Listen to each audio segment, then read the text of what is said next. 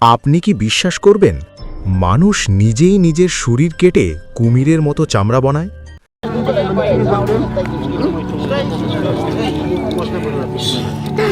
আর শুধু তাই না, কুমিরে ভরা নদীতে ঘন্টার পর ঘন্টা ডুবে থাকে।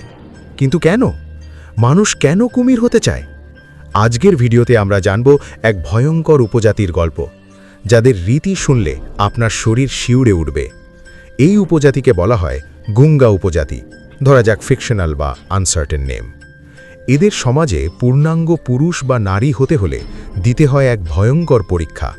ছেলেদের ক্ষেত্রে তাদের নিজের বাবা বা কাকা ধারালো ব্লেড দিয়ে পিঠ আর বুকে কেটে দেয়। এভাবে কাটা হয় যাতে দাগগুলো দেখতে ঠিক কুমিরের চামড়ার মতো লাগে। ভাবুন তো, চারপাশে শুধু চিৎকার, আর সেই চিৎকারে কেঁপে ওঠে পুরো এলাকা।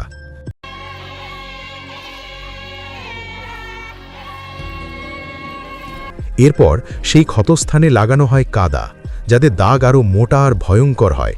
মেয়েদের ক্ষেত্রেও একই নিয়ম। পূর্ণাঙ্গ নারী হতে হলে তাদেরকেও এই ভয়ঙ্কর যন্ত্রণা সহ্য করতে হয়। কিন্তু এখানেই শেষ না। এই পরীক্ষার পর পুরুষদের থাকতে হয় একটি পবিত্র ঘরে টানা ৩ মাস। এই সময় তারা বাইরে যেতে পারে না, কারো সাথে দেখা করতে পারে না, এমনকি হাতে খেতেও পারে না, পাতা দিয়ে খেতে হয়।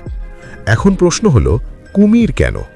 এই উপজাতির বিশ্বাস মানুষের উৎপত্তি কুমির থেকে। তাই তারা মনে করে এই দাগই তাদের আসল পরিচয়। এটাই তাদের মানুষ থেকে কুমিরে রূপান্তর।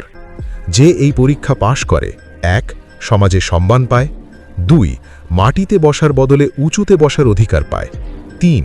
তাকে একজন পূর্ণাঙ্গ মানুষ হিসেবে স্বীকৃতি দেওয়া হয়। শেষে তার বাবা মাটিতে লাঠি আঘাত করে বলে, নারীদের সম্মান করো, পরিবারকে সম্মান করো, সমাজকে সম্মান করো। এটা শুধু একটা রীতি না, এটা তাদের জীবনের সবচেয়ে বড় পরীক্ষা। আপনি কি এই ধরনের পরীক্ষা দিতে পারতেন?